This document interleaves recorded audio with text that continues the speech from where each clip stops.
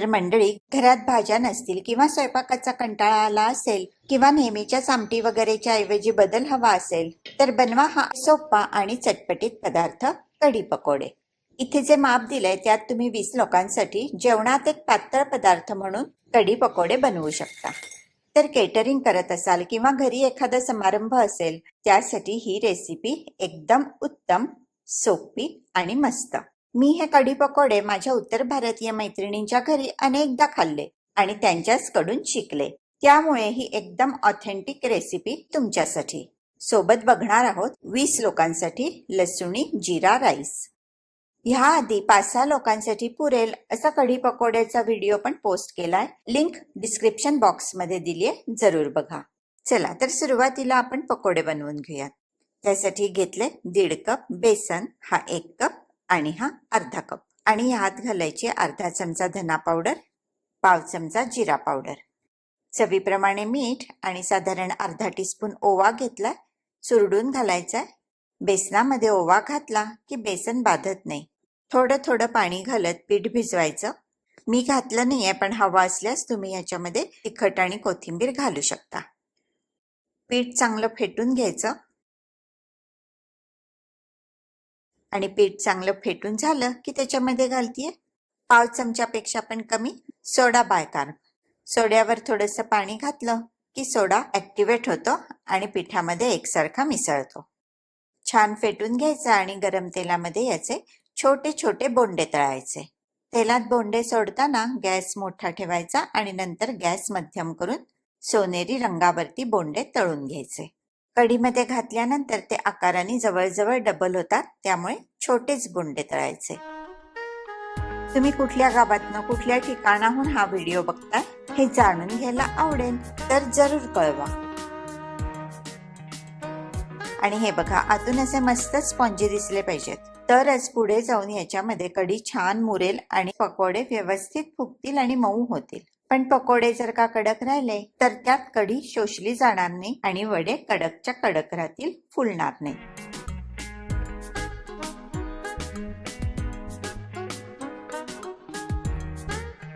तर असे छोटे छोटे पकोडे तळून घेतले. चला आता कढी बनवून घेऊयात. आपल्या महाराष्ट्रीयन कढीपेक्षा ही कढी वेगळी असते. महाराष्ट्रीयन कढीमध्ये गरम मसाला नसतो आणि ह्याच्यामध्ये गरम मसाला घातला जातो. तर त्यासाठी पहिल्यांदा भाजून घ्यायचे 1 टेबलस्पून धने आणि अर्धा टेबलस्पून जिरं. तर असे हलक्या सोनेरी रंगावरती धने जिरे भाजून झाले.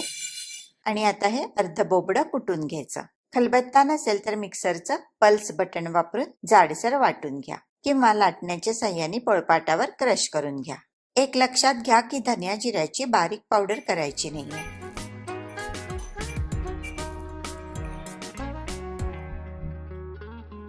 हे बघा, धने जिरे इतकंच जाडसर कुटलेत.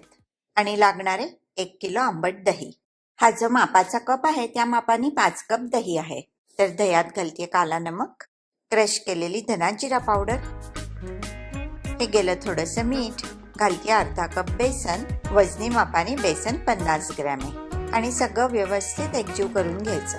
इथे महत्वाची टिप म्हणजे दही आंबटच पाहिजे. गोड दही असेल तर कढीला चटपटीत चव येणार नाही. युजली सकाळी कढी करायची असेल तर मी आदल्या रात्री दही फ्रीज बाहेर आंबट होण्यासाठी काढून ठेवते. 1 टीस्पून घालते गरम मसाला आणि अजून ही गेली 1 टीस्पून धना पावडर आणि अर्धा टीस्पून जिरा पावडर. आता तुम्ही म्हणाल एवढे मसाले आहेत, कढी जळजळीत होईल, तर तसं अजिबात होत नाही. कारण ह्या दह्यामध्ये अजून भरपूर पाणी जाणारे. 20 ते 25 लोकांसाठी ही कढी तयार होणार आहे, त्यामुळे कढीची क्वांटिटी 4 पट किंवा 5 पट वाढणार आहे. सगळं छान मिक्स झालं की घालायचंय पाणी. हे गेलं 1 कप पाणी, दुसरा पाण्याचा कप आणि हा तिसरा पाण्याचा कप. आणि कढीचं मिश्रण तयार आहे. आता ह्याच्यासाठी फोडणी करूयात. फोडणीसाठी घेतलेत अर्धा टीस्पून जाडसर कुटलेले मिरे, 1 टेबलस्पून जिरं, घ्यायचे 10-12 लवंगा, 5 इंच दालचिनीचे तुकडे घेतलेत, 3 सुक्या लाल मिरच्यांचे तुकडे घेतलेत आणि ही 5 तमालपत्र. 1 टीस्पून घेतली हळद आणि 1 टीस्पून घेतले तिखट आणि हा 1 टीस्पून हिंग. फोडणीसाठी अर्धा वाटी तेल गरम करते. त्यात हे गेलं जिरं, लवंगा, दालचिनी, तमालपत्र, काळी मिरी आणि घातल्यात लाल मिरच्या. घालते 1 टीस्पून हिंग, 1 टीस्पून हळद आणि 1 टीस्पून तिखट. गरम मसाला आणि सुक्या मिरच्या घातल्यामुळे एवढंच तिखट पुरेसं होतं. दह्याचं मिश्रण परत एकदा ढवळून घ्यायचं आणि फोडणीमध्ये घालायचं. कढी उकळायला लागली की घट्ट होईल आणि मग आपल्याला ह्याच्यामध्ये अजून किती पाणी घालायचंय याचा अंदाज येईल. तर सुरुवातीला घालते 200 मिलीलिटर म्हणजे साधारण 2.5 कप पाणी.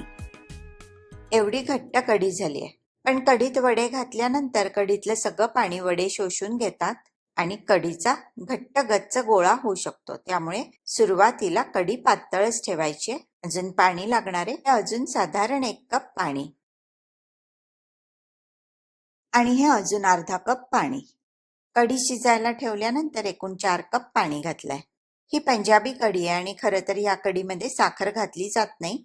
पण मराठी असल्या कारणाने आणि आंबट दही वापरल्यामुळे मी घालतेय थोडीशी, म्हणजे साधारण 2 चमचे साखर. साखर घालणं पूर्णपणे ऐच्छिक आहे आणि तुमच्या चवीप्रमाणे कमी जास्त साखर तुम्ही घालू शकता. पाणी घातल्यानंतर कढीची चव घेऊन लागेल त्याप्रमाणे मीठ घालायचं. चव घेऊन बघितल्यावर अजून धना पावडर पाहिजे असं वाटतं, त्यामुळे ही घातली 1 टेबलस्पून धना पावडर. म्हणजे आतापर्यंत कुटलेले धने 1 टेबलस्पून आणि धना पावडर 1.5 टेबलस्पून एवढी घातलीये. आता कढी छान उकळलीये. गॅस करायचा बंद आणि कढीमध्ये घालायचे पकोडे. पातेल्यावर झाकण ठेवून हे पकोडे कढीमध्ये छान मुरू द्यायचे. आता कढी बरोबर जिरा राईस बनवतेय.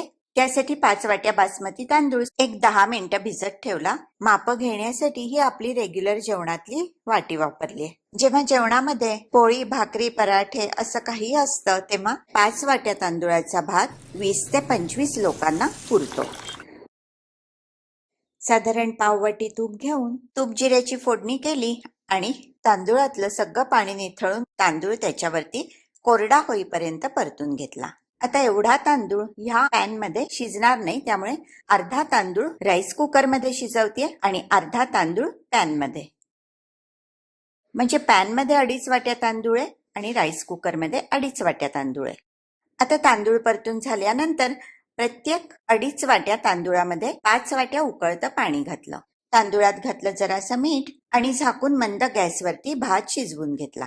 एकीकडे भात शिजतोय तोवर लसूण कांदा तळून घेते. या पदार्थात लसूण कांदा घालणं हे पूर्णपणे ऑप्शनल, म्हणजे ऐच्छिक आहे. तर लसणाचे बारीक तुकडे सोनेरी होईपर्यंत तळून घेतले आणि उन्हाळ्यामध्ये जेव्हा कडकडीत ऊन असतं तेव्हा कांद्याचे पातळ पातळ स्लायसेस करून त्याला मीठ चोळून कडक उन्हामध्ये मी कांदा वाळवून ठेवते. म्हणजे वर्षभर वेगवेगळ्या रेसिपीमध्ये तळलेला कांदा वापरता येतो, सुरेख लागतो. या वाळवलेल्या कांद्यामध्ये मीठ असतं त्यामुळे पटकन जळतो, तर काळजीपूर्वक तळा. एकीकडे पकोडे पण कढीमध्ये छान मुरलेत. बघा, तोडताना एकदम सॉफ्ट आहेत.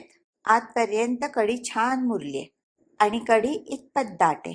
भारताबाहेर वास्तव्य असताना माझ्या मैत्रिणी जास्त करून उत्तर भारतीय होत्या, त्यामुळे ही पंजाबी पकोडेवाली कढी, छोले, बैंगन भरता, चिकन करी हे पदार्थ त्यांच्याकडे हमखास असायचे आणि त्यांच्याकडून मला ह्या अगदी ऑथेंटिक रेसिपीज शिकता आल्या. आता भात पण सुरेख शिजलाय आणि एकदम मस्त सुगंध सुटलाय भाताचा. जरी तुपाची फोडणी असेल तरी गरम गरम भातावर असं वरून तूप घातलं की भाताचा स्वाद वाढतो. त्यामुळे हे साजूक तूप. तर 20 लोकांसाठी मी बनवले होते पातीचा कांदा आणि बटाटा घालून स्टफ्ड पराठे. हे बघा, आतमध्ये असं मस्त पातीच्या कांद्याचं आणि बटाट्याचं सारण आहे. ह्या पराठ्यांची रेसिपी ऑलरेडी पोस्ट झालेली आहे. लिंक डिस्क्रिप्शन बॉक्स मध्ये देते, जरूर बघा. बोलमध्ये तळलेला कांदा लसूण घातला, वरनं भात दाबून भरला आणि बनवली अशी भाताची मूद. रेसिपी आवडली असेल तर लाईक करायला विसरू नका आणि चॅनल शेअर आणि सबस्क्राईब करा. बरोबर गरमागरम पकोडा कढी, थोडीशी कोथिंबीर, पराठ्यांबरोबर खायला सॉस आणि पुदिन्याची चटणी आणि झक्कास मेन्यू तयार. धन्यवाद.